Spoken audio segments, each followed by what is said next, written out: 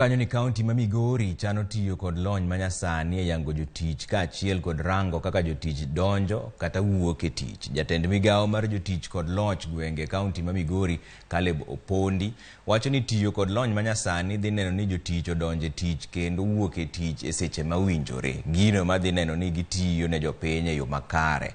Opondi wacho ni kaunti ma Migori bende dhi tiyo kod yor lony manyasani ma idendo kaka Geographic Information Systems kata GIS Chenro mag dongruok ma itimo kod piny owacho mar kaunti no. Kata kamano, jagoro mar riwruok mar jotije piny owacho mar kaunti Silvans Araja to koro kwedo okang' mar dwaro tiyo kod lony manyasani no e rango kaka jotich tiyo.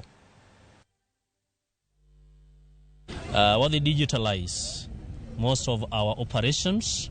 Kata mana korka jotich, we are in the process of starting a biometric system to monitor staff attendance, monitor staff availability, and in the future, Adwanyiso, Migori County, our county is going even to use the GIS system mondo capture all that happens in our county.